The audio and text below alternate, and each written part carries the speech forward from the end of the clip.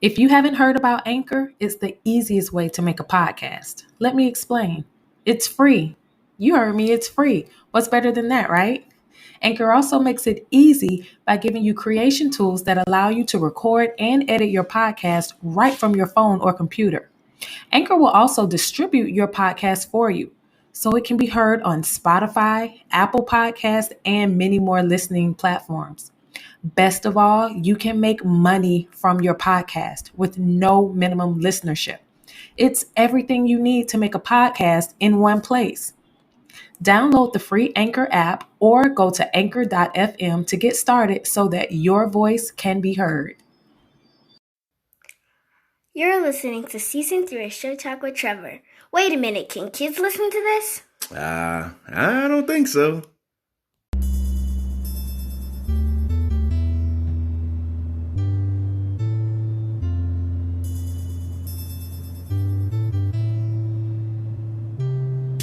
Ever since I started rapping, things just ain't been the same. I got the heart of an assassin, and silent is the name. It started off like 95.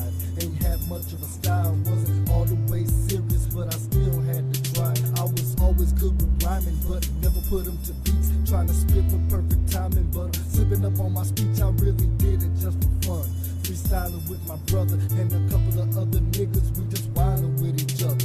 Put on the instrumental, pass a nigga a number 2 pencil. I got a rhyme up on my mind, I got some things up on my mental.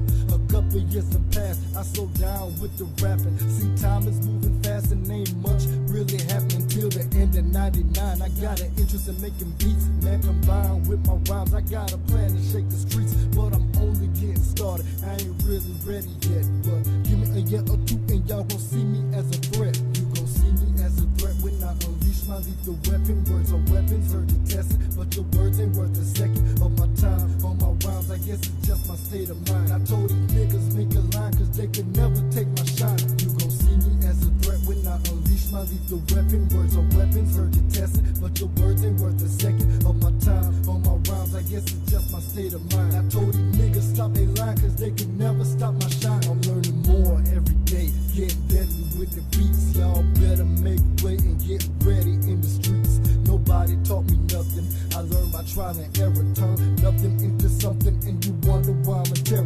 I'm a microphone wizard, ice cold as a blizzard. Chopping niggas up like scissors every round I deliver. Niggas often wanna battle till I kill them off like cattle. Pull a rhyme up out my mind and watch they damn brains rap. Niggas think I'm scared, I'm not. Inside my head is plots, got no time for petty battles. I got plenty of songs that's hot, so excuse me for a second while you finish your little session, nigga. I'm recording records while y'all still be second guessing. Niggas took me for a joke, so now What's up, Straight Talk Society? This is your host, Trevor, and I'm back with another episode of Straight Talk with Trevor, the podcast where no topic is off limits. On today's episode is going to be a very special episode. If you follow me on social media, you've kind of seen the flyer. February 19th, 2020, the world lost a beautiful soul. A friend of mine that I've known since we were in elementary school. And I got the blessing from the family to do a tribute episode to him, but I realized that I wouldn't be able to do this show on my own. There's no way in the world that I could do a show like this and do it justice without either having his mom or his brother here. So in studio with me this morning, I have his brother, also a dear friend of mine from the 90s, Mr. Vish Williams. What's up, Trevor? What's going on, buddy? All right, man. Great to be here. Long time no see. Oh yeah. It's been too long. Bring back a lot of memories. Yeah. So, all right, we know why we're here. Let's just start from the beginning. So let's kind of start from the beginning and then kind of just work our way forward. Right. Tell me a couple of words about your brother. Fish, I call him Fish. That's the nickname we gave I gave him earlier on. His name is Vish. I would call him Fish. And later on, he would make an acronym for that name. Flavor is strictly hardcore. Yeah. And he did that in a song, one of the songs we made. I think it was the song called Blindside that we did. And he's just real, genuine. He doesn't have an agenda. He's not plotting to manipulate or do anything other than just being a laid back, straightforward, honest person. Everybody that knows him, first thing that you'll see is a smile when mentioning him, because he was shy, he was subdued, or very laid back, but at the same time he could be witty, outgoing, filled with a lot of energy and passion. And if you're close to him and you're like immediate family or close friends, you got to see those great moments. But even if he didn't know you, he would always extend his hand out to help out and really, really do what he could to help your situation, even with very little time spent with him. But again, he did things from a genuine place of just wanting to help people without any looking for something back in return. So I want to go back. Let's go back probably about 30 plus years. Mm-hmm. I first met him at we went to elementary school together. I want to say I met him in the 4th grade, Mm-hmm. Westwood Heights Elementary School, and he always was just a cool, quiet dude, man. He just loved basketball, things like that. Always cool.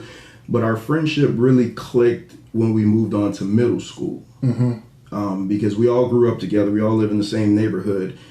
And we all walked to school, and every now and then I would get a ride to school from your mom. So now let me sidetrack here. I'm going to tell you something that you probably already knew, but because this is Straight Talk with Trevor, and I don't know how controversial this episode would get, but let me just throw a little bit in here now. Okay. I don't know a friend that we had growing up in our clique of friends that didn't have a crush on your mom. So, so I would say that when I think that's why we kept wanting to come over there all the time, because we were like, man, like Fish's mom is so fine, blah, blah, blah, blah, blah. So, we all grew up. I mean, we all grew up together, like became really, really good friends. Mm-hmm. And, we play basketball together, and my meeting him just kind of grew. So where we knew each other in elementary school, we knew each other all in middle school, and then it was 9th grade. It was around high school, 9th, 10th grade, where I met you. Yeah. So now my meeting of you was solely based on one thing: your love for wrestling. So I come over to you guys' house, because again, you guys live right around the corner from us. Yeah. I come to you guys' house to play video games, and I walk into what's wrestling heaven. Mm-hmm. You see walls and walls of wrestling tapes. I mean, with these custom-made covers. Yes. I was like, oh God, and you made them all. So just let's tell me a little bit about that. Well, first of all, when did your love for wrestling start? Love for wrestling started, I think, pretty much. You'll have like the old school WCW or World Championship Wrestling show that came on TBS. My dad used to watch that a lot.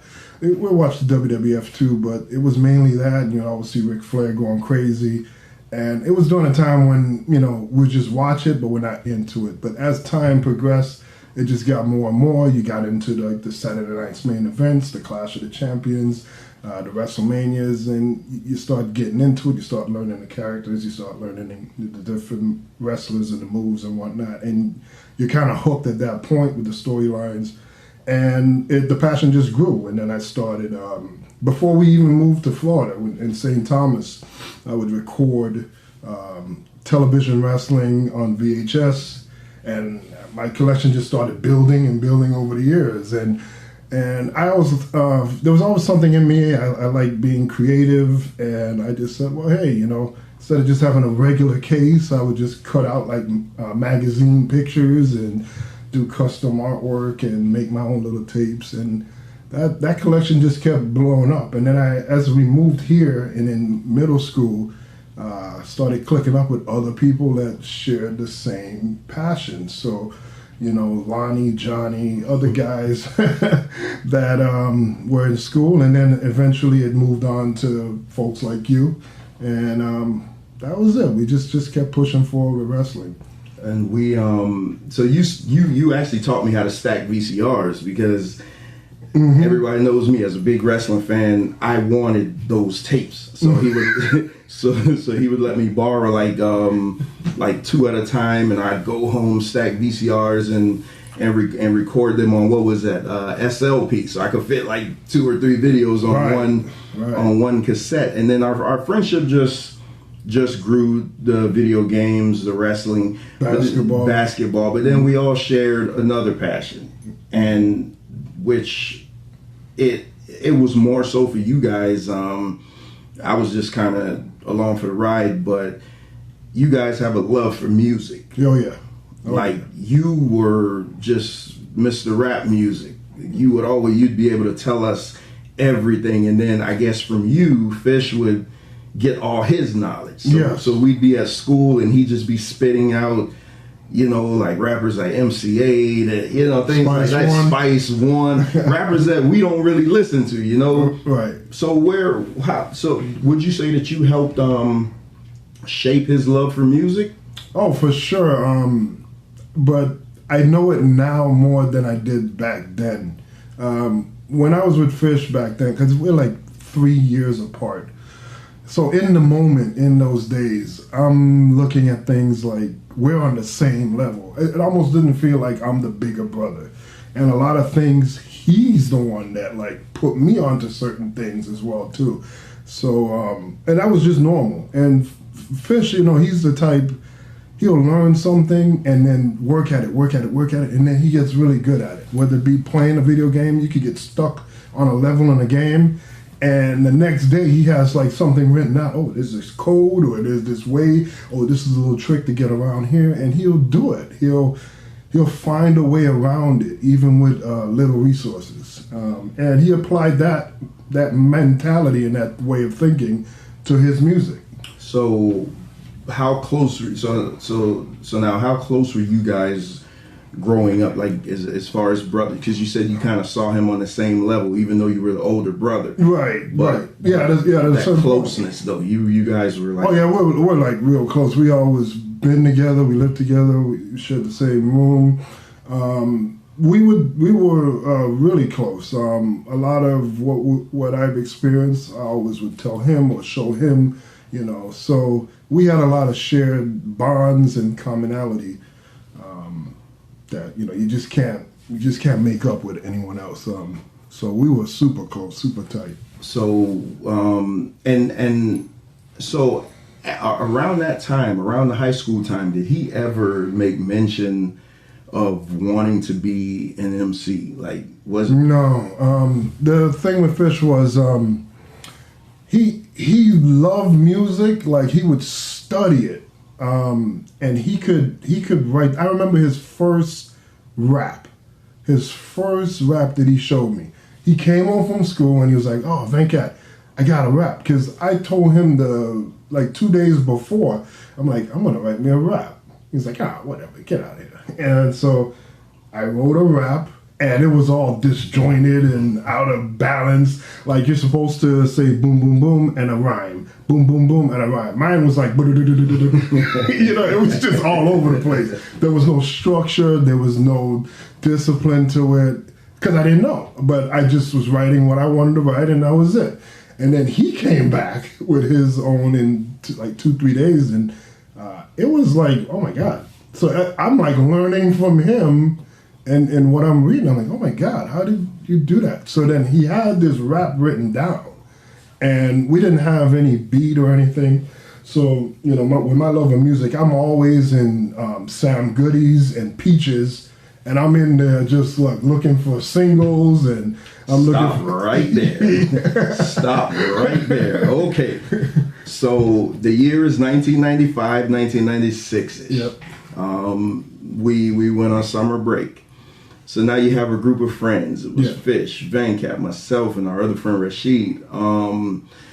With some outline other... Yeah, we'd ever have a guy come pop in every now and then, but that was the core. Yeah. So that was our core group, and like you guys have to realize the closeness of this group. So we go to school, and it's basketball court or video games. Oh, damn. So yes, So we always be doing that every day without thinking. Yeah, it's automatic. It was just like we're walking home from school. You going to the court? Yeah. All right. Be over by 5 or whatever. Mm-hmm. And then we just walk. Mm-hmm. Now Venkat said he mentioned singles and things like that. Something that you kids nowadays know nothing about. But he was big on purchasing instrumentals. Mm-hmm. And at the time, I never knew why. So the years 1995, 1996, somewhere around there, 1 or 2 years, we're on summer break. Mm-hmm. And the greatest rap group of all time was assembled. Yes. Let's talk about Strictly Real. Strictly Real in the house. Strictly Real pretty much, you know, I wanted to try to rap, try to do something, you know, fun, pass the time. But because we love music so much, and we wanted to express our love for music, so we were like, hey, let's try this, you know, let's see how it is, let's see how it will work out.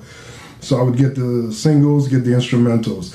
When I was, I'm watching Rap City, like I do every day after you get home from school, I'm watching Rap City. There was a video that came on with a group called Strictly Roots, and I'm watching the video. And then I made a comment to Fish, and I'm like, Strictly Roots? Man, I'm Strictly Real. And then I'm like, hey, that's the name, because for a few days prior to that, we were trying to come up with a name for some, you know, for us being a group or whatever. Just, you know, playing around. This was nothing serious, but it was just like, well, if we're going to do it, we should have a name. And just all kinds of weird names were just there, nothing stick. When I said that, I'm like, hey, let's just go with that. So, all right, so just so you guys know, you see what's happening here. You have the two brothers that are musically inclined. And Venkat is being modest because he's really into all that production stuff. Mm-hmm. Like, I would watch him edit wrestling tapes and stuff like that. It was crazy. So they were good on the music side. Then you have Rashid, who was another musical guy, not necessarily a rapper, but you know, we're all buddies. So then you have me, the oddball. All I want to do that summer is wrestle and chase girls. And now here they are talking about we're going to do a rap group. That's right. And when I tell you the commitment that we made to that group that summer, because my dad has like the baddest 1980s, 1990s DJ set, and these guys were doing things on their end. We'd swap instrumentals and write, like literally, it was almost like you were watching, what's that puffy show that Making the Band? Making the Band, yeah. Where they would write their rhymes and stuff like that, and then go into the studio, and that's kind of what we did that summer. Like 4 friends committed to being a rap group. And how many albums did we end up making? No, just one. Well, the group was one. I made like 2.5, something like that. But then I started working later on in the 90s, and that was it. So let me ask you, do you still have those? Yeah, it's buried in the closet somewhere. I need to find them, but I know it's in there. I just got to get a new computer because the one I have right now is not right. Once I get that, I can put things together and start uploading things. So will you come back when you find those? Will you come back so we can play? Oh God! We ain't gonna disclose all the information. Oh my God! So do you remember the names of group members? I remember. Oh yeah. Well, I'm Big Cat, Whack Assassinated, PWA, because Raekwon in the song for Wu-Tang said Rap Assassinated, so I said I'm the Whack Assassinated. I remember some guy, I forgot his name, he was a friend of mine. He was like, the Whack Assassinated, that's whack. And I'm like, shut up. Sounds like I said that. Nah, that and the Fish, it was just Fish. Rashid was called Crazy Ball. Okay, that's what his name was, Crazy Ball. Yeah, Crazy Ball. And TWA. He had TJ Hammer. Yeah, TJ Hammer, which also doubles as my wrestling name. Oh. So, and I mean, we even made music videos and everything. Oh yeah, it was crazy, man. I remember getting my dad's. My dad had a BB gun, and I remember us doing a video where we did like a gun scene at a table, and you guys edited it up. We were jumping in the pool, and it was fun times. Yeah, we edited that video, and that's the thing, like. Looking back at it, I didn't see it at the time, but a lot of things I didn't see at the time. But if you look back at it, the editing of videotape, that is like making music, making the right substitutions and cuts and alterations to make something new from different elements, and that's the same thing with the editing process. I edit for Fish these tributes, the fan-made videos, and it feels like the same process. It's just a different thing. You're making music versus editing, but it's like the same mindset. So here we have Strictly Real, which was something we strictly did for fun. And of the 4 group members, I thought if anybody was going to pursue anything, it would have been you. Yeah, until I got a job, and then it was over. Just because you had. So for the other 3 of us, like you were the heart and soul of the group. So even when all we wanted to do was go play basketball or whatever, you'd be home editing and you'd be home mixing and doing this and like, hey, let's do this. I remember you even had the little yak back thing, the little sound thing where you were adding sounds into the songs and stuff. Yep. So you were always the serious one. And the reason I'm saying that, at that time, I never saw Fish as doing this for more than just hanging out with my brother and my friends. It was never like, this is something that I want to pursue. And now we're in 10th grade. So we go out the rest of high school. And it's still the same. So, okay. So we got to bring this up. So we're buddies, man. I mean, and I don't remember what the tiff was about, like what caused the separation, kind of, but 9 out of 10, it probably was me. So, I mean, just call it what it is. It probably was me. But me and you got at odds because I decided to play a little trick on you guys one night. And I was walking in the neighborhood, me and my cousin, and we decided to put an M80 into a coconut and throw it in your backyard. Yeah. Didn't like that much. Yeah. I was kind of ready to go like those guys in Menace to Society. I was ready to go find him. The exact call, and I'm not gonna say the vulgarity of it, but the exact call was, you think that's crazy, you think that's funny, wait until I find your bleep bleep bleep, I'm gonna beat your ass type thing. And you guys gotta remember, back in the mid 90s, I wasn't like what you see now. Now I'm 260 pounds. I was a little string bean back then. Oh, yeah. So Venkat would have folded me up like a cheap suit. Oh, yeah. So I spent the majority of the next couple of months avoiding him. Like I wouldn't go to the courts and things like that. And it was kind of weird because so now it put Fish in a bad situation because here I am, Fish's best friend is obviously his brother, and here I am at odds with his brother, but I'm still his friend. So we're still like communicating and everything, but it's not how it used to be because he has to side with his brother. Also, full disclosure, I also back then I even made a couple of diss tracks. We gotta find those. Oh gosh. Yeah, I can remember making sometimes not too direct. Like the whole song wasn't dedicated to you. It was just like little lines and shots, and.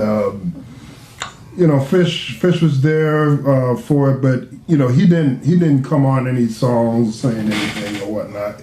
He was more like just there. I'm supporting my brother, but yeah, it's weird. It's like I would say it's similar to the West Side Connection and how Dub C didn't have a problem with Cypress Hill, but he's close to Ice Cube and Mac 10, but he won't say anything. Like, so there's a song on the West Side Connection 96 Bow Down album, I think it's Killer Hill, where they're dissing the hell out of Cypress Hill, Ice Cube, and Mac 10, but you don't hear Dub C on the song at all, and that's on purpose.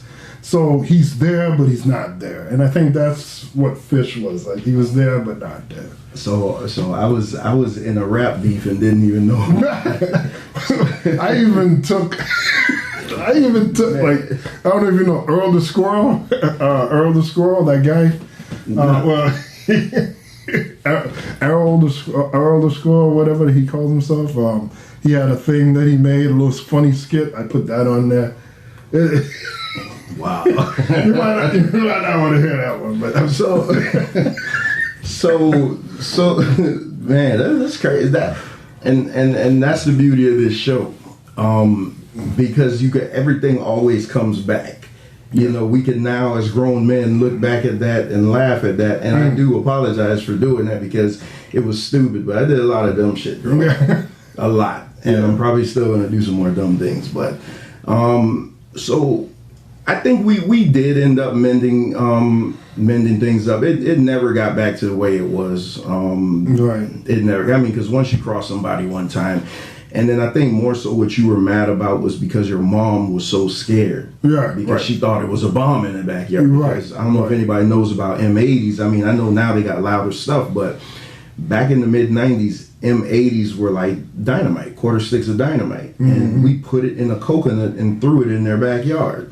This sounds like some Jimmy Snooker, Roddy Piper type stuff. So you would think they had all reason to be upset, and he knew it was me. I mean, I could have just denied it and said it wasn't me. Which they know it was you.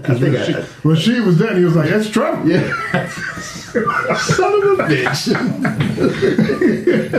Yeah, it's so.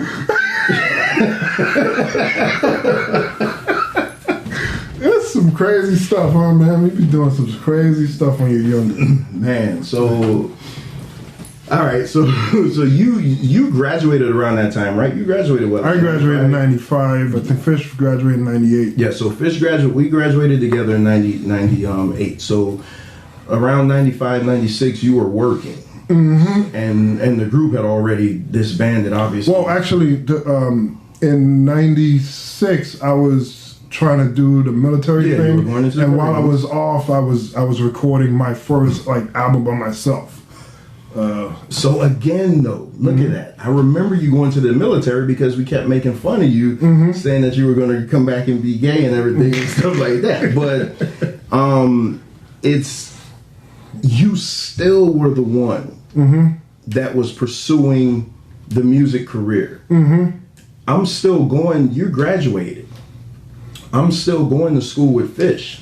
Fish isn't talking about music. No. Fish loves music, but he's not talking about music. The music pursuing is coming from you. Right. Because I'm like, okay, I'm graduated. I ain't got nowhere to be. I'm in between this whole military thing and figuring out what my next step is. So I'm like, this is like a lot of downtime, and you just never know what could be. Plus, I enjoyed, so I said, let me just go ahead and do it. So I did the real, I forgot what the acronym stands for. I think it was Raw, Energetic, Addictive Lyrics. That's what it was, yeah. The real, and something to prove. That's what I called it. And I did those songs, and I remember Fish would say, man, I don't like your music. I don't like it. It's not good. I don't really care for it. I was like, I don't care, whatever. And I kept going. And then in 97, I started what was called 16 Inches of Steel. 16 Inches of Steel, in my mind, I was saying every track is an inch closer to getting stronger and getting to my goal. That's what the mentality behind that album was. I recorded half the album, then stopped, and then I got into working and stuff like that. And I had Fish coming in on certain tracks. And that's when he showed me the first song he wrote, and then we recorded a song. And the first song he made was called "Like No Clone," because the whole purpose of that is his style is like no clone. Like even if you clone him, you could never get, to his level. And he made that song. And I got on the song, and we did other songs. There was this other one that I like called Lyrical Combat, where we were back and forth. And we put like Street Fighter sound effects in the background. It was pretty cool the way we were doing it. We did it on the track of Wu-Tang Clan's The Mystery of Chess Boxing. And it was a great track. And we had these sessions, me and him, and I heard things from him that was like, man, he's good. He could do something here. And his mentality was like, we're just doing this for fun. It's not a big deal. Like there was one song we were doing, and he was like just flowing fast as hell. And I'm like, oh my God, that's good. And then he just rubs the microphone into the bed. That's all you heard. I'm like, what did you do that for? You messed the take up. And he's like, it's no big deal, just do it again. Like, you might not get it that way again. And but he was just very like nonchalant about it, very playing around. And I'm like legit getting frustrated with him because one, I see the talent, I see the potential, and he doesn't, and that just pissed me off. And you're still the one that's trying to produce it. Trying to pursue it. I'm trying to spark something. Okay, so here we are, 1998. We all graduate. We graduate high school. So now it's decision time. What are you gonna do? This and that. We lived in the same neighborhood, so I still saw you guys. I think up to like a year before I moved out of my dad's house in '99. So that was it, and I hadn't seen you guys. Because we moved to Coconut Creek in 2000. We moved out to Coconut Creek. Okay, so right after I left my dad's house, because I remember seeing you. I think you and Greg came by, and I was outside of my dad's house. So I think I may have only seen Fish one time after that, and he told me he was going to like the Art Institute or something like that. Okay. So here's what happens. It naturally happens. Friends graduate high school. They fall. It happens. I mean, we don't see each other for years, and nobody knows what's going on with each other. I saw another friend of ours, and he told me, he was like, man, he said, you remember Fish? I'm like, of course I remember Fish. And he was like, he's a rapper. And I was like, get the hell out of here. I said, Fish? I said, if you would have told me Van Cat was rapping.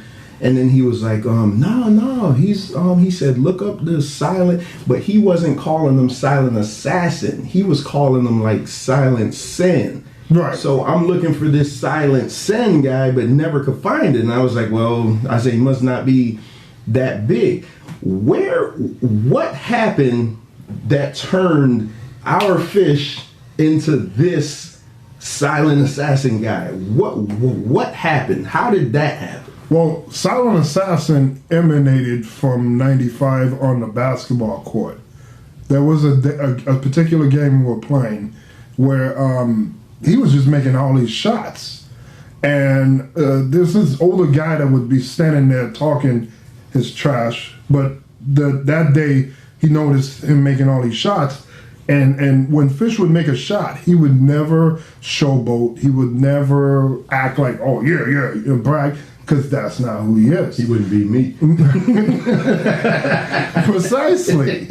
So, and that's the other thing, too, because, like, we're more, like, low-key, even-tempered, and not braggadocious. So we gravitate to people like that. So that's why Clyde Drexler is my favorite player and his favorite player, Akeem Olajuwon. Sort of the guys that do all the work but get no glory. You see this trend over and over. MC8, Spice One, they're really good, but they don't have the hoopla of the Tupac or Snoop Dogg or something like that. But they're really good, but they just do what they do and they just keep it moving. So we have that in our nature. So he's making these shots and he's just like, yeah, that's what's supposed to happen. He just walks down the other end and plays defense. And the guy in the audience said, oh my God, that guy's a silent assassin.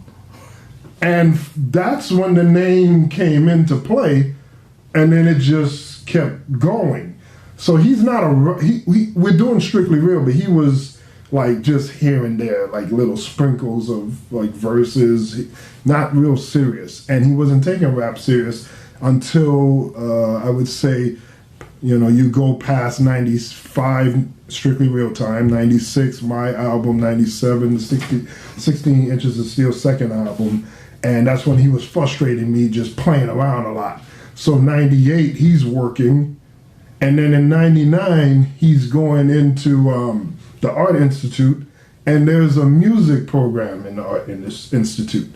And in Art Institute, they just go through the basics of creating music and whatnot. So it expanded his knowledge on what he already knew.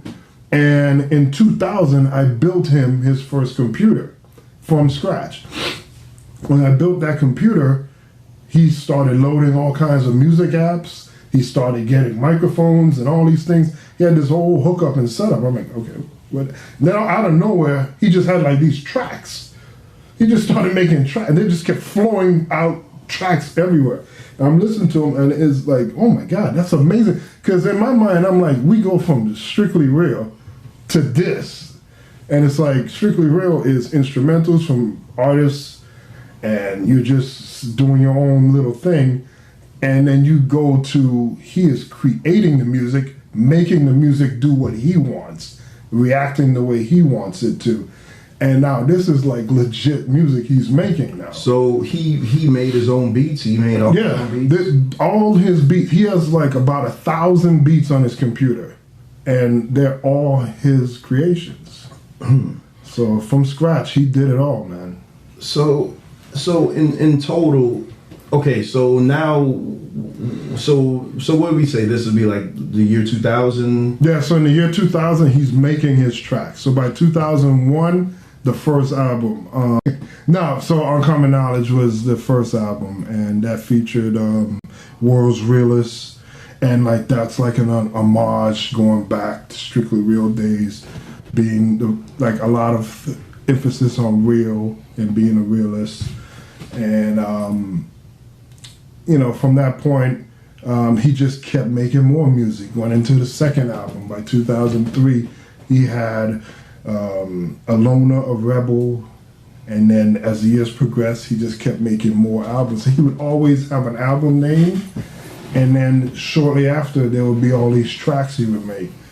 And it's crazy. But, one thing I want to say, like, in a moment of us doing certain things, you don't realize what you're doing, and also that other people would do it or are doing it as well. So, you look back at 95 with me getting these instrumentals and then rapping over them. Well, that's the exact same formula that 50 Cent did.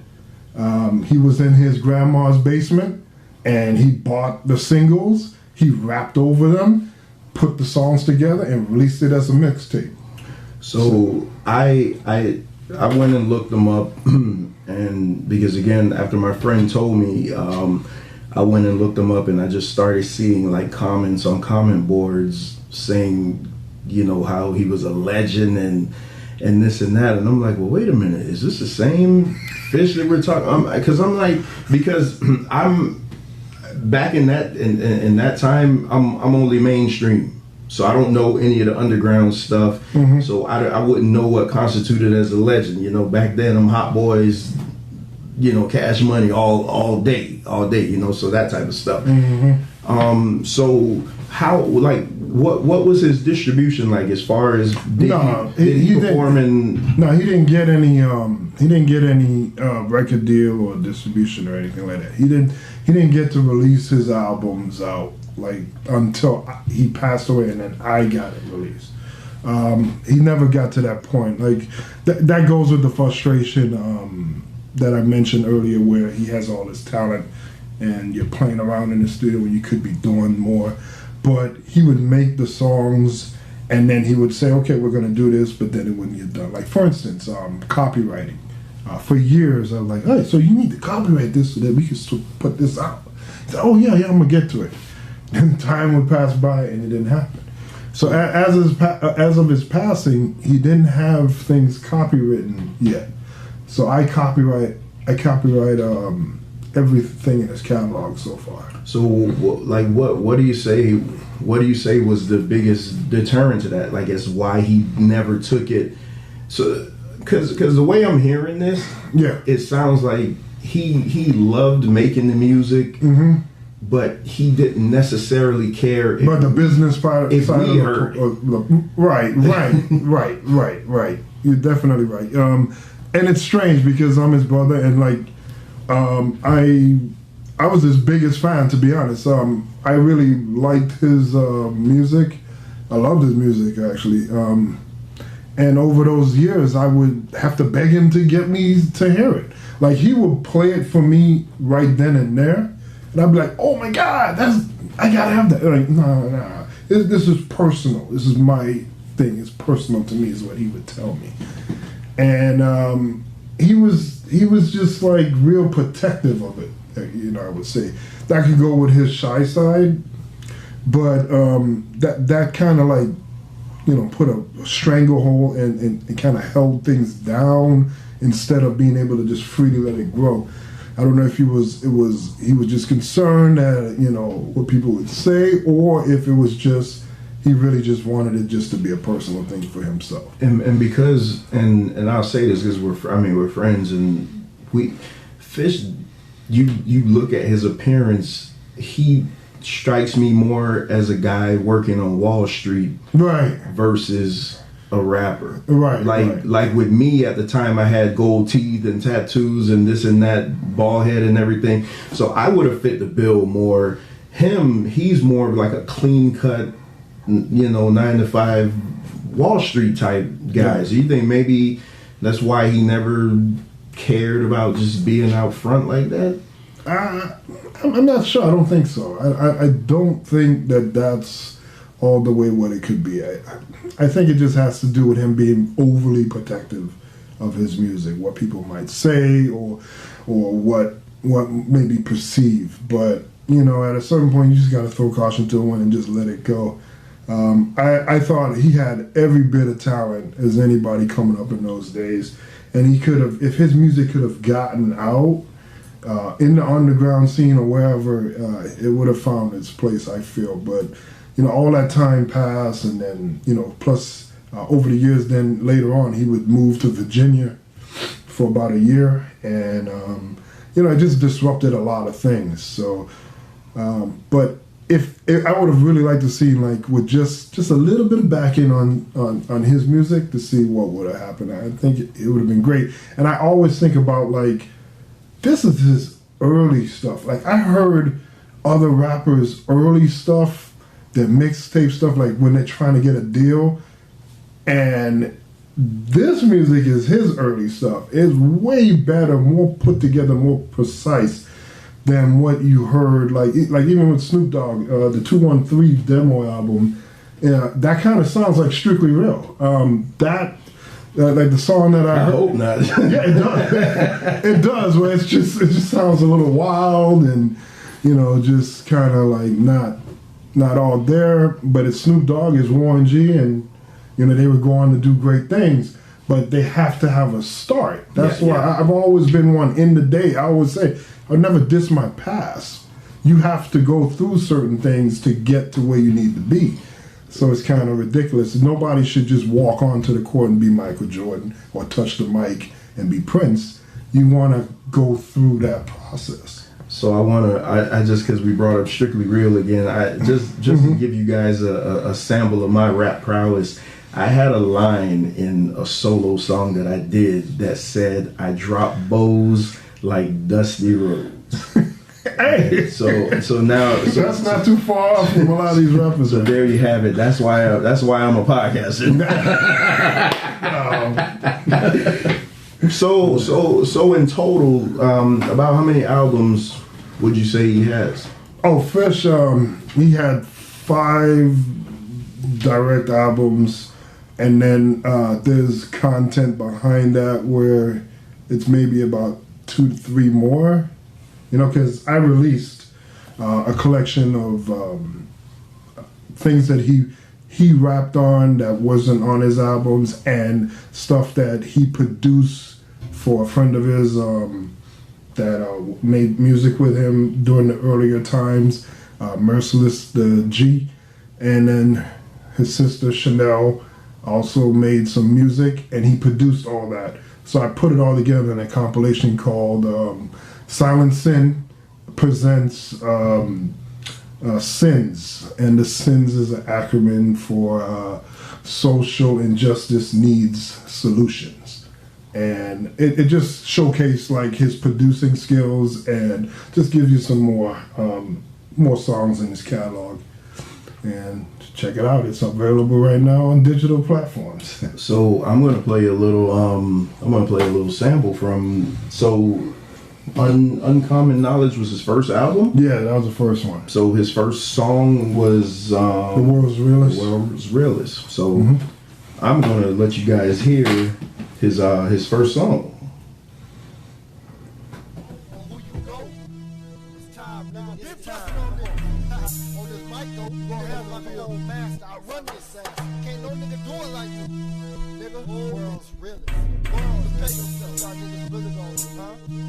Ain't no nigga in the world like me.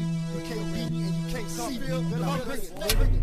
Silent assassin is the nigga that's real to the day that I die. And it's gonna be revealed to the world, to my girl, to my friends in the air. So respect when I write on the mic with my pen. I was born for this, and I yearn for this. It's been too long, been my turn for this. So I never ever let another nigga take me, hate me. Better be prepared when you face me. Your last nigga standing, demanding respect. Till I did my last breath, let my thoughts collect. Take a quick trip in my mind like a bullet in the chamber. See what you find. Stress, frustration, anger, going in and on cheater. And all around nigga, I put it on my life, ain't nobody realer. So think what you want, but I know what you don't. This my planet, damn it, blow it off. Think I won't take cover, make mother shed tears for their sons. I was sent for a reason, so I must be the one. A lyrical genius, you know that I mean it. Dying and dirty, but I'm still the cleanest. The realest to ever walk, the face of this earth. Since birth, been hurt, face the world with a smirk. No lie when I die, preserve my words. Respect and never neglect to make sure they heard. I got a heart full of anger, y'all think y'all can see me? I got niggas that hate me, but still wanna be. We was all born to die, but we struggle to live. That's just the way that it is. Teach that to my kids. But they're not even born yet. At times I forget. All I got in this world is family and respect. Life is hard sometimes, so I'ma take what's mine. In the dark of the light, I'm gonna always shine. In the world, gon' feel this. Label me the world's real. The world, gon' feel this. Label me the world's real. The world, gon' feel this. Label me the world's real. The world, gon' feel this. Label me the world's real. Still breathing, nigga. Don't believe in niggas. Y'all phony, don't know me. Keep dreaming, nigga. That was the past. Things change. I'm a man. Make some poor decisions, but I'll make plans. I gotta take over, stay sober always. No real competition, run through them like hallways. Now what you expect? I die for respect. Nonetheless, when you see me, they better come correct. Give me all that I need. A world full of greed. Opportunity never knock, but I'll still succeed. Gotta take advantage. Won't take it for granted. Niggas always hate me, so you know they can't stand it. So excuse me for having all this talent. Standing on 2 feet, maintaining my balance. I will never fall, walk but never crawl. Y'all coming up small, but I'm forever tall. Looking down at my foes through the path that I chose. I do what I want, nigga, that's how it goes. That's till I die, take a look in my eyes. I'm facing procrastination, but I still gotta try myself to the limit, if you know what I'm saying. Ask the Lord for forgiveness whenever I'm praying. I'm just a living legend trying to make it to heaven, but I can't trust nobody, not even the reverend. Cause he's shady too, he kinda crazy too. Take a look at the world from my point of view, and you'll understand why I do what I do. The thing that separates me from you, giving the world a gift, far from a myth. A little extra to live that you just need to get to excel. I rebel too cold for hell. The world's rhythm, you ain't gotta tell me the world. Gone, feel this, label me the world's real. The world, gone, feel this, label me the world's real. The world, gone, feel this, label me the world's real. The world, gone, feel this, label me the world's real. I'm making progress, trying to suppress my stress, but I can't neglect the fact that I'm the best. The rest is phony, lonely, did I say phony? Even if I'm the baseball, you still control. But you can catch this woman, get ticket for looking, keeping my clothes before I put my foot in. Think a stroll with me, who you supposed to be? Well, I'm the real deal, like Evander Holyfield. Solid assassin, you know what's happening, but if you don't know, then you better start asking. Better learn the name, I don't want the fame. The money and respect is why I came. I don't want the drama, but I'm down for that. Boy, don't you know I got a crown for that? So you might wanna think twice, or even blink twice. Silent assassin, been nice on the mic. Now it's a no fact, nigga, ask your cousin. But how you should chop them niggas down by the dozen. It's an everyday thing, every day that I bring. That fire on the mic, nigga, ain't nothing changed. It's so damn common, niggas hear me coming. And I even think that they fear me running. God, I'm ducking and dodging, they pausing and flogging. I ain't even know about the confusion I'm causing. All the time will reveal all the pain that I feel. If you real, you gon' feel me. If you fake, you gon' kneel. If I die today, will you shed a tear? Most of y'all gon' grin from ear to ear. But I won't die yet, they got a lot more to live. Knowledge is my greatest gift, and I got a lot more to give. By the end of the song, you gon' feel this nigga. See, I'm a grown man.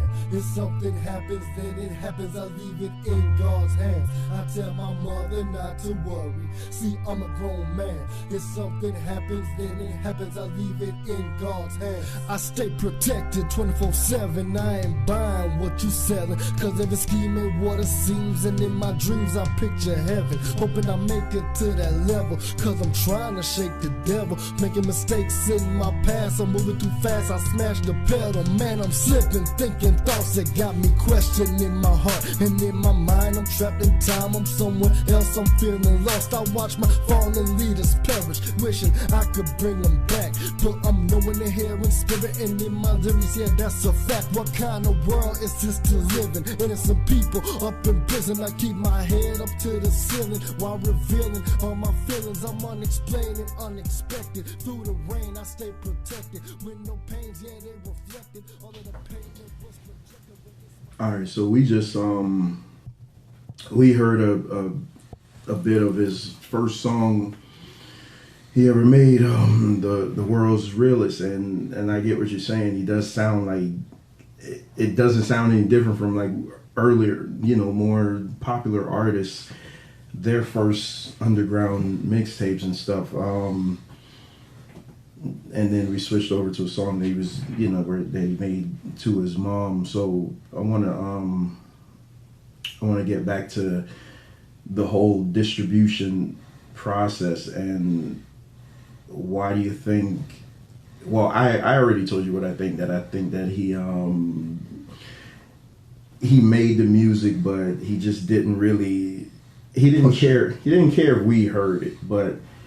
So now your mission since his passing is to get everybody to know the Silent Assassin, and how are you doing that? Well, the day of his funeral, so I'm in the seat just thinking about how much of an injustice, all his talents, all his passion for music and the music he made. What an injustice for it to not be heard. We don't care. We never cared about the making money part of it. It was all about the sharing of the love of music. That's why he did his fan-made videos, to share the love of the music he was listening to when he was coming up. And he knew that there was no bigger honor than to be able to make his own music from his own creation and be able to share that, just like he shared the music of Spice One, of MC8, Wu-Tang, Redman, you know, all these artists, the No Limit, Soldier, all these artists that he grew up listening to and idolizing and just really enjoying hearing over the years. He loved that feeling and he loved sharing that with people. So now he's passed away, and I'm thinking about this as we're laying him to rest, and I'm thinking, what can I do to make some kind of positive impact or progress for him? So I said, well, we talked years ago about getting his music copyrighted. Of course, years passed by and things happened, but nothing happened as far as his copywriting, whether it be because of funds or just the time just passed so quickly and he was just involved in other things. It just never got to be. So in 2020, I copywritten all his music, his whole catalog pretty much was copywritten by me. And from there, I had to teach myself the process, learn on my own what to do to get the music out. And I finally found that information, and then we started uploading and getting the music put out to the mass audience. So you said so now you own, so you all his music is copywritten, and yep. So where could we find everything? Like, so if my listeners, and I'm pretty sure all the friends, I mean, because all the people's lives he's touched since elementary all the way to high school, and a lot of them didn't even know that he passed. When I found out, I posted it in a class of '98 group on Facebook, and they were shocked because nobody ever knew. So where could people go to find the music that want to support him and just hear this work? Oh, well, it's available on all major digital streaming platforms, Amazon Music, iTunes, Apple Music, Spotify, Tidal. You know, it's available across many different audio digital platforms. So you should be able to stream it, find it. It's on YouTube. You can go to his YouTube channel, soul_in_need, Soul in Need, on YouTube, his YouTube channel for the Sound Assassin channel. And you can also find his album, his music, and other content on that channel. So do you think, I mean, obviously he's proud of you. I mean, the work that you're doing, the hard, tireless work. Mm-hmm. But is there a part of you that just wishes that maybe he would have produced more? Because you showed me like these videos that even celebrities, big time rappers, have favorited his music and stuff like that. Like, do you feel, is there a part of you that just feels like it happened too soon? Like he never got that chance?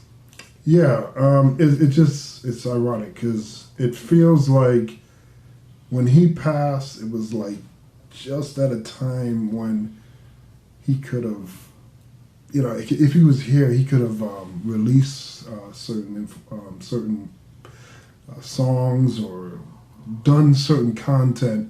I would really like to hear what his music would sound like at this point right now, because a lot of that music, most of the music, I think it trails off by about 2009, maybe bleeding into 2012 or something like that. But it's not like right now, and you know, he's done a lot and did a lot up until his death, so it would have been very interesting. Unfortunately, you know, during the last few years, his voice changed a little bit, so I don't know if that would have affected anything because of you know, his sickness and whatnot. So before we get into that, is there anything else you want to say? And if we missed something, let me know. I want to make sure we covered everything about his music. Is there anything else you want to say to his fans, like, or about his music, the mark that his music left. We'll talk about the mark that he left on you personally, but we're talking about right now the mark that his music left, because when I got back in contact with you and you were telling me about the albums and stuff, I went and pulled them all up, and I mean, that guy made some really good music, man. It's like I couldn't compare it to anything that you're hearing today, because anybody who knows me personally, you know, I think today's music is terrible. And I would put his music up against any of this garbage that you hear nowadays. So what if anything you have to say to people musically about your brother? Oh, well, you know, his music is just like him. It's diverse. It has many different facets and sides to it. You know, there's some songs where you're gonna hear him feeling more inspired and more hopeful. There are gonna be some songs where he's addressing hardships in life. He has a song called "Hard to Maintain." If you just soak in, you know, the words, what he's saying, how he's saying it, the way the beat is, the way the beat sounds, it's very interesting. He's very skillful. He's very creative, and he knows how to bring out subject matter in a way that's not unnecessarily vulgar or explicit, but still being entertaining, still being worthy of being heard by the masses, and he gets his point across. And yeah, I'm just proud of him. Every time I hear his music, I'm just proud of what he's done, and I just want to share his art with others. So, and again, it was never about money or anything of that nature. We listen specifically to artists that are not well known, but we see something in them, and we'll follow them. We'll listen to their albums, we'll buy their albums, and we'll support them, because not everybody can be Michael Jackson, not everybody can be Dr. Dre, but they have something to say. So we never needed the radio to tell us what was good, what was hot. That was never out. And I'm glad that you said that, because a lot of times people think that just because you get behind the mic and stuff like that, you're doing it all for money. Like, everybody seems to think that everything is money driven. Even with this show, it's never about money for me. I work 50, 60 hours a week, so I'm good. It's never about the money for me. We do these things because the love that we have for it, first of all. I love just talking. Fish obviously love making great music.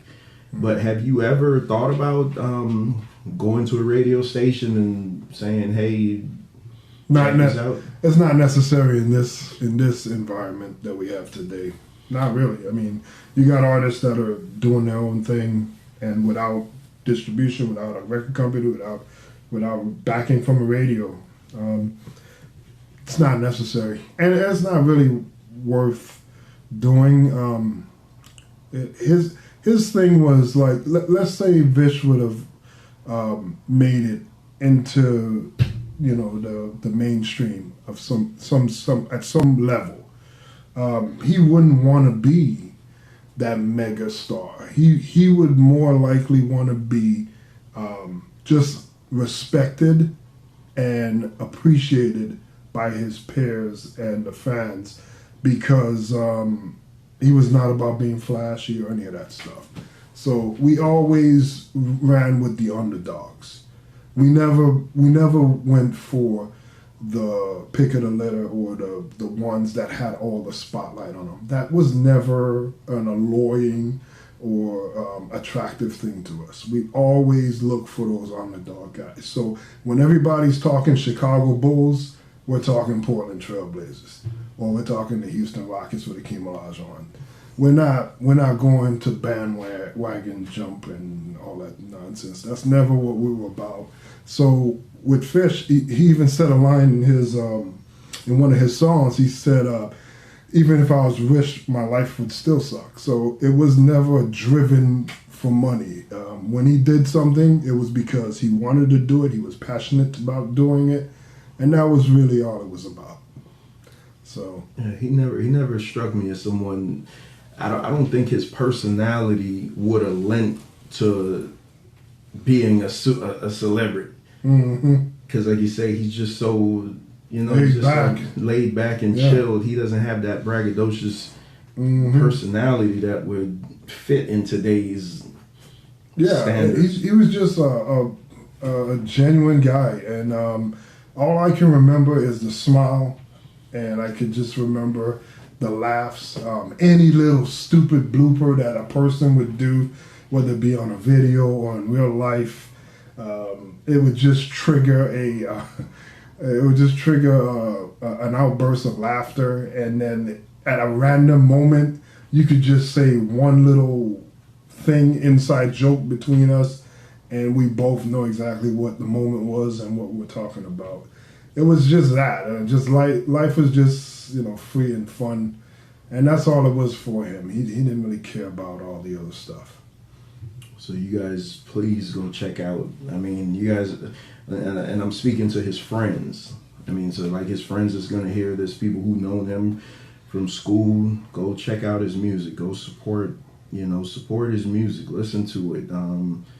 Take your time out. We all live in this society now where we always have our headphones in our ears 50% of the day. So you could take some time out and check out his music, man. I think you really love his.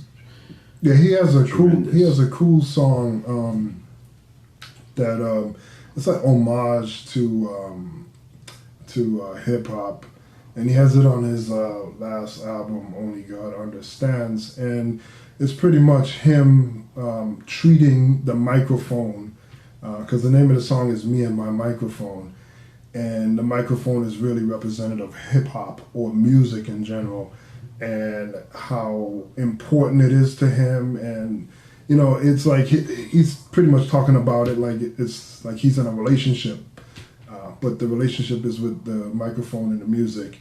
And it's just real creative how he did it. He mixed the song, made the song with a beat that's kind of a throwback retro beat from the 80s, and it's pretty cool. It's an awesome song. People should really check it out, for real. Well, so in full transparency of this, because you guys know that's just how I am with you guys. I always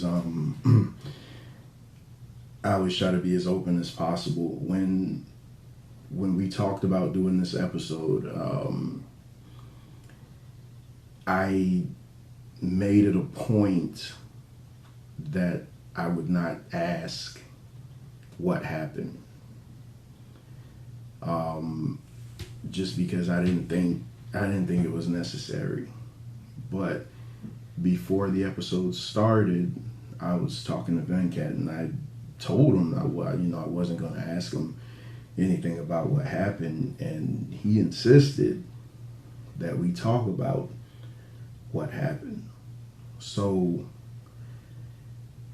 here it brings us to this part of the show. February 19th, 2020, and today makes 2 years. Mm-hmm. Today's a 2-year anniversary since his passing, and which is why I'm going to release a show today.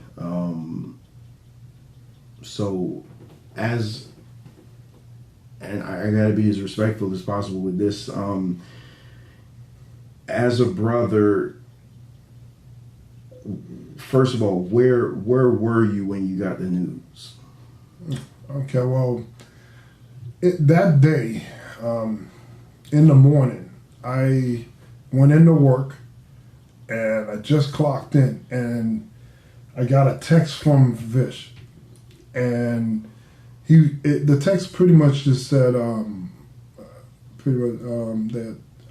make sure you tell my wife to have a good day, and it was just a nice little cordial greeting.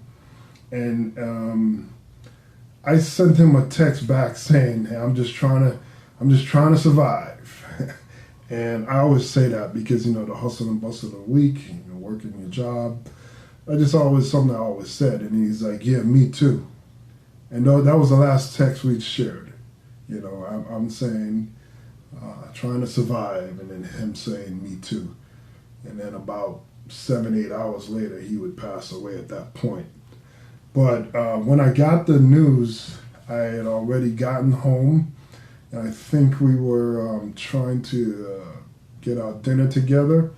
And I got a call. I noticed my mom sent, she had a message and multiple calls, missed calls. And I have my volume down a lot of times, especially when I'm at work.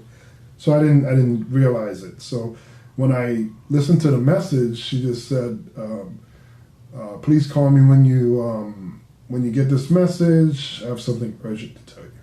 So I called her, and when I called her, she's like, I just want to let you know, don't freak out, but, you know, Vish passed. I'm like, what do you mean he passed? I'm like, yeah, Vish passed. What happened? And she's like, well, Chanel been trying to call him. She would get no answer. And then she said when she got home, she saw his car in the driveway. She's like, oh, okay, good, he's home. And then when she got in, he was on the floor. And, you know, his body was cold to the touch, and he was unresponsive. So she called the paramedics, and that's when the whole nightmare just began, you know.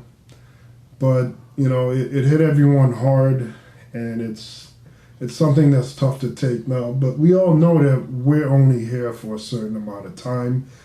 We don't get to choose how long that is. So, you know, I've had to come to terms with, you know, the grief and the crying and the stress and all those things, they come. But at a certain point, there's got to be a way forward to get to a positive place. So when I sat in that church, when I sat in that funeral home when we were having the service, that's what went through my mind. You know, the unjust passing of him, not being able to fully realize his love and passion being at least heard by others. So whether it's one person, 100 people, or 1 million, it doesn't really matter as long as it was able to be shared. So weeks later, I would start a YouTube channel for him to upload content related to him and his interests. I would copyright his music, and then I would release his music to the digital stores. And these were all efforts to just keep his name alive, give tribute to him, and put the focus on him. Because when someone passes, I think a lot of people like to internalize it with their interests and their thoughts only. But when someone passes, I look at it as that it's all about them. It's not about me. It's not about, oh, I would like to have somebody here, and no. What would they have wanted to be executed in their name for their tribute? And I know that's one of the things we talked about. Him getting his music at least copywritten and having his music released. In the days when he made his music, it was tougher. There was no digital platforms. So everything would have to be paid thousands of dollars to get it on this. Now, just, you know, with a lot less in costs, you can get it into the ears of a wider audience with less money restrictions. So, you know, it was all about timing. So it didn't happen in the day that it was made, but it happened. And I feel at least something as far as justified that at least I got that part done. But the mission isn't done, the work isn't done. There's still a lot more to do. You know, I want to put together videos for him and release like the last bit of piece of his catalog that's not released at this moment. And everything I do going forward is just dedicated to him. So it's about him and not me. But my wish is for him to have some good in his life. Well, what was his life? So his I found out months after. His funeral was actually on my 40th birthday. His funeral was March 7th, 2020. And I found out, I want to say maybe a month or two after, I was talking to one of my friends. No, one of my friends just called me out the blue and said, hey, Fish died. And the first thing I thought was, man, another person gone that I didn't get to spend maximum time with. Because when we graduate, we all go our separate ways, and everybody did, because in our minds we think we're going to live forever. We think we always have time. Right. We always think that we're immortal, and so when I heard the news, I was just like, man, the first thing I did, I went on Instagram and just like started hashtagging his name, searching hashtags for his name.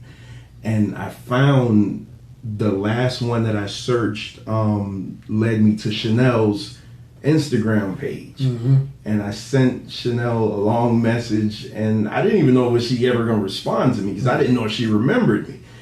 And she finally responded a couple days later, and she told me, she gave me your phone number. Now, here it is. I have to call you, knowing our history, because we never really made up, but we kind of made up. So I have to call you now, knowing our history and knowing the situation at hand. And when I finally got in contact with you, I could say on my end, it was like we never had any time apart. Like it was weird in that way. And I remember telling you that, I know you lost your brother, but you got one in me. And I meant that, because me and you, like, it was the four of us, man, and we just always, like, we were always together. We were like inseparable. Where you saw one, you saw the other three, and it was just like, and the fact that you lost your brother, man, and I know the relationship between you and your brother, man, I offer myself to you as your brother, and it was just so tough, man. Like, even to this day, every now and then when I see you post pictures of him, I just think about, like, man, that's my friend, man. Like, people, you only have so many friends in life, but I was like, that's my friend. Like, I've been inside his house. This guy's been inside my house. I know his parents. He knows my parents. Like, that's my friend. And it was just, and then when I see your mom post little tributes to him and things like that, it just, I mean, how was it on her? I mean, it was a tremendous pain. She worked through it, but it's still tough, even to this day. I mean, she's probably crying right now, because today's the 19th. So she handled it. I will say she handled, like, the initial, like, discovering his body and everything like that.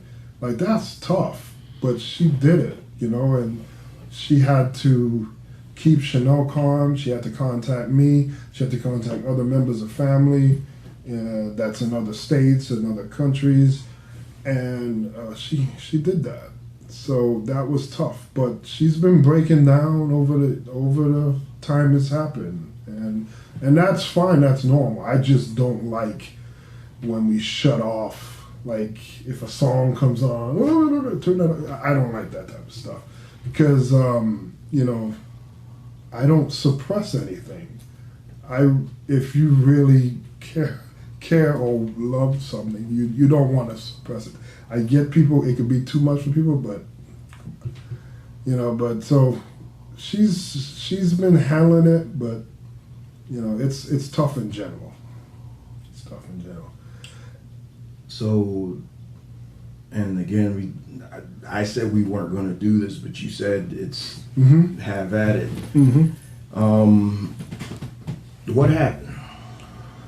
Well, and my mom told me that she noticed that in 2015 is when she started hearing the snoring, hearing the, not just regular snoring, but that kind of snoring where you know, that kind of like you're losing your breath, now turning into that sleep apnea type situation.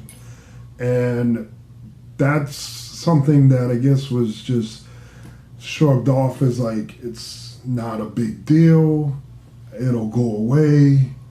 But over time, it just kept going on. And, you know, Fish in general, you know, he would be the one that wouldn't want to eat cooked food. Like, my mom would cook like some vegetables with rice and chicken. Sometimes he wouldn't want that. And then we'd have to go get a McDonald's or Wendy's. So, but he was always thin, skinny. So you never would think, if anything, it'd be me that would have anything like that. But, you know, so he wasn't eating the healthiest, I guess. And, you know, at one point he was working 2 jobs, one overnight and one early morning job. So, you know, when you do that, you're going to eat things on the go, and they're not necessarily going to be the healthiest. Plus, he didn't realize with the family history of having hypertension, high blood pressure, which is what is a triggering cause of what he ultimately died of, which was heart disease, the #1 killer in at least America. And that hypertension created the heart disease, and the heart disease, which is a silent killer. On the 19th, he fell down, and that was it. But, you know, us in the black community, we have to we have to start to recognize these symptoms, and we have to understand the choices that we're making with sugar, with high fructose corn syrup, with soy, these things that they're putting in our food. The cheaper food you buy today, the dollar menu stuff, the $5 meals, all that stuff, you're paying that now, but the prescription you're gonna have to buy in a few short years to keep yourself alive is gonna cost you way more. So these are things we brush off, we don't take it seriously. I think like to the end of Tupac's life, he made like a song that brought up fast food, brought up we have to change the way we're eating. But that was like one of those like rare songs for Tupac that didn't get played like his main songs. So that message got lost, and not many artists back in that day was talking about stuff like that. They were busy talking about other subject matters. But in general, we need to feed that in our consciousness. We need to talk more about what we're eating, how we're eating. We have to talk about mental health. We have to talk about a lot of things to strengthen us as a community. And it's not just black people, but black people, you know, for obvious reasons, are just getting it overwhelmingly.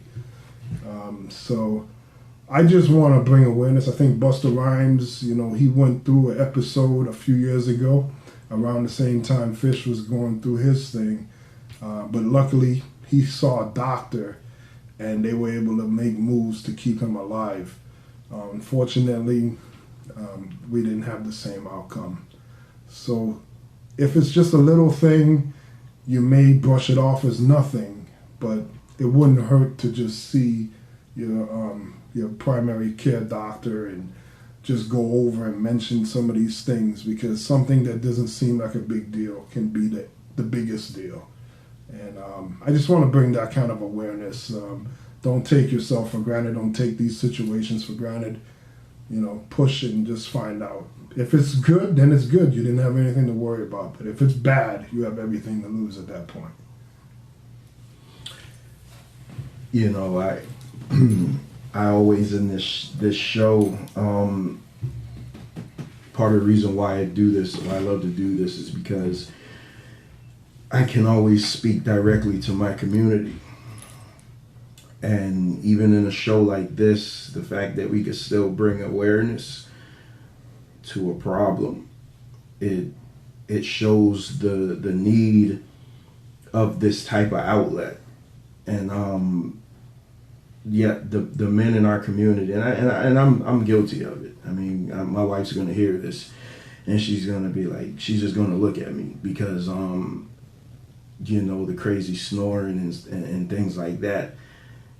I'm guilty of it, and I'm sure I'm not the only one, because again, we think we're immortal, and we think that nothing's ever going to happen to us. I mean, but I'll be 42 next month, and I'm only getting older. I just plead to my brothers and my sisters, just if you see a problem or you feel a certain way, attack it right away. Don't let it just linger, because it may end up being too late. And you know, I appreciate Venkat for even talking about that, because here it is 2 years later. I never knew what happened. I didn't want to speculate or anything like that. I just never knew. I didn't want to know. But he kind of insisted, like, yeah, we need to talk about this, because we need to get this message out. So even though we're doing a memorial show to his brother, he still cares enough to look out for his community, to say, hey, open your eyes, change the way you do some things. And he even brought up that mental health, and I've been banging on mental health a lot lately. You gotta make sure that your mental health is up to par, man. Because we fight so many demons and battles that people have no idea about, because we won't open up our mouths and say anything. And I you know, my condolences to the family, man, because I know them. That's the thing. I know them personally. And that's why I feel the way that I do. It's not just any random person, but I know them personally. And my heart just goes out to his mom, man. Just a sweet lady, man. When I see her, I mean, you could, in her post, you could just feel the pain inside of him. And all I can say to her is just keep your head up. Chanel, I know that was your best friend. I know it. I even grow, and I mean, because you're always so much younger than us, and you'd always just kind of be in the way when we were trying to do our thing.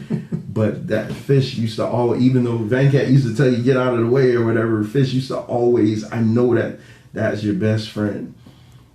Just keep your head up. Just keep your head up, man.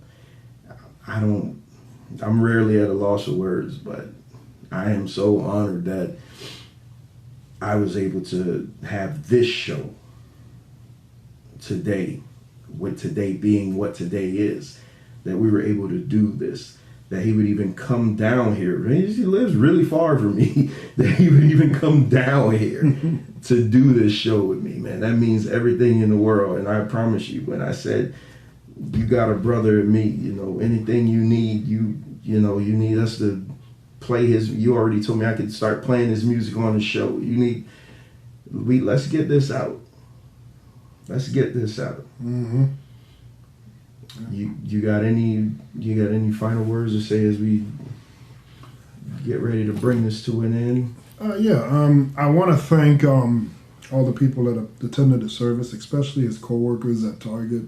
They were awesome. They were phenomenal. Their support was everything in a time when things felt so dire.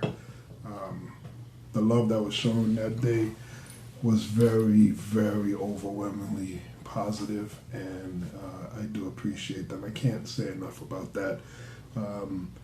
Everyone had great things to say, but you can always say when someone passed that they have great things to say, except that that's not always the case, because there are some people that have passed and people are like, oh, thank God.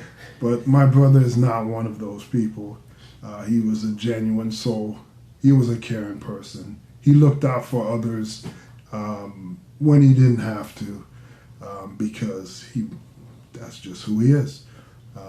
And his extension of help, his extension of just being just great down-to-earth person to people, it extends on all facets in his work life, in his home life, in his leisure time. He reached out to artists on Instagram. He made his fan videos since 2016. He's been doing these fan videos. He's made over 400 and some odd fan videos for different artists just to help promote their music, just to help push awareness of their music. And they have also shown love back.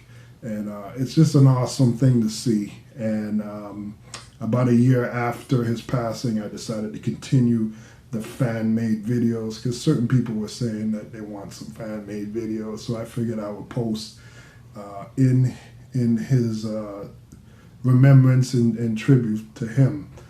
So there's certain videos that I want to make that means something.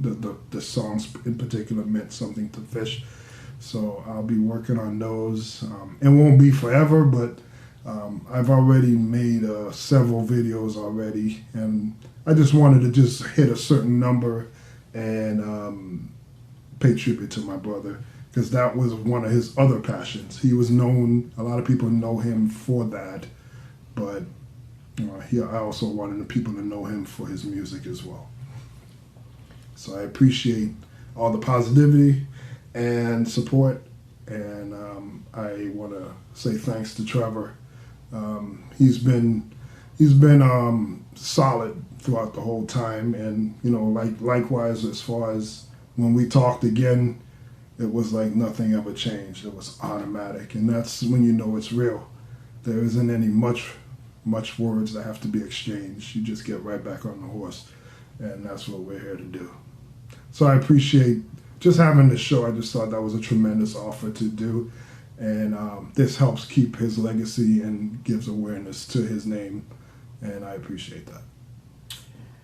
I know we went long today, but I was not going to rush this. I mean, this is not something you could rush when you're trying to honor a person. You can't rush it. You got to get everything. So I appreciate you guys that will listen to this and check out those fan made videos, and check out the Soul in Need YouTube page, and let's keep his memory alive. Let's keep his memory alive, man. Especially to you guys that called him friend. You guys that knew him growing up like I did. Let's keep his memory alive. Let's support his music. It's not about the money or anything like that, but let's just get the music out there. I think we do each other a disservice by not supporting those that we call friends. So let's change that in 2022. Let's get the word out. So he does have a song that is eerie, and I'm gonna play it on the way out. Were you aware of the "Raining at My Funeral" song? Yeah. I remember the day he told me about it. I listened to it. I was blown away because it just felt like next level. Like, okay, I know you're underground here, but this seems like something. When was that song made? 2005. 2005? Mm-hmm. Oh, I thought that was a recent song. Mm-mm. Wow. 2005. Wow. Yeah, so he's been dropping these bangers. He's been dropping these bangers for a long time. Well, if you don't have anything else to say, I'm gonna close out. Thank you guys for listening as always to Straight Talk with Trevor. Hope you really enjoyed this episode. And in closing, I always leave you with these words. Always seek out the truth for yourself, because if not, you'll fall victim to other people's interpretations of them. And with that, I say peace.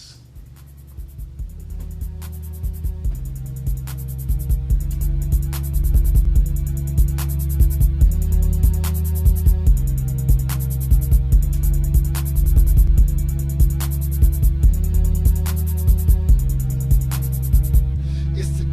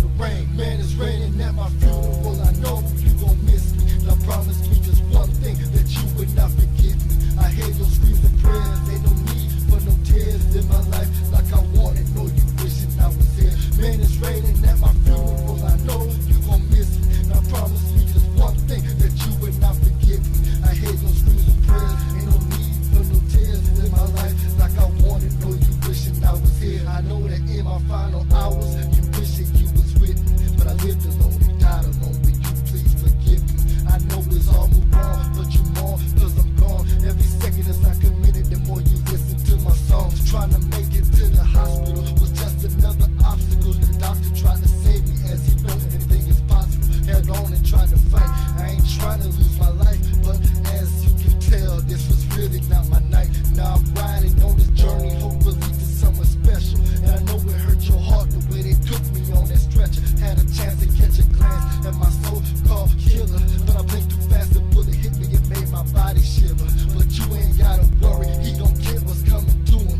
But the thing that's kinda funny is I think I even knew him. Why it had to be a nigga, wonder why we call us brothers. But just like Cain and Abel, we always seem to kill each other. Man, it's raining at my funeral, I know you gon' miss me. Now promise me just one thing, that you would not forget me. I hear your screams and prayers, they don't need for no tears in my life like I wanted. Know you wishing I was here. Man, it's raining at my funeral, I know you gon' miss me. Now promise me just one thing, that you would not forget me. I hear your screams and prayers, ain't no need for no tears in my life like I wanted. Know you wishing I was here. Keep my legacy alive, tell my kids to take over. Go to school, be a leader, not a follower. Stay sober, and on my heart, these phony rappers. Here today, they all retired. Hopefully, where a nigga headed, ain't no such thing as fire. I deserve to go to heaven. All I felt on earth was stress, and I'm writing from the grave. I can't be saved, I cannot rest. It's too late for me to change. Lord, take me as I am. Went through so many different things during my days as a man.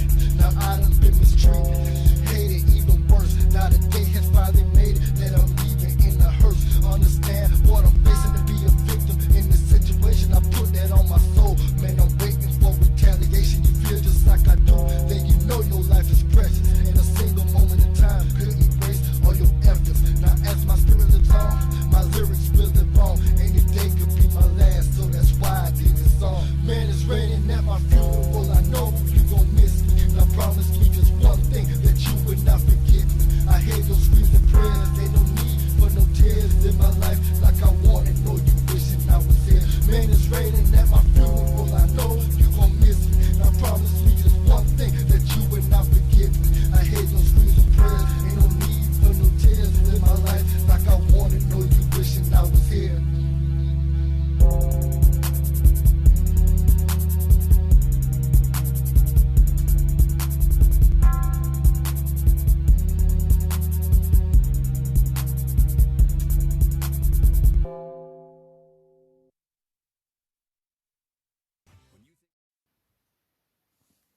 If you can't get enough of Straight Talk with Trevor, be sure to like our Facebook page.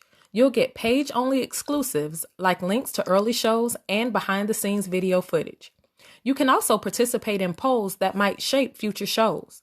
The best thing about our Facebook page is that's where you can get in direct contact with Trevor. You can also leave show topics, reviews, or even request to be a guest on the show. Again, like us on Facebook, and thank you for your continued support.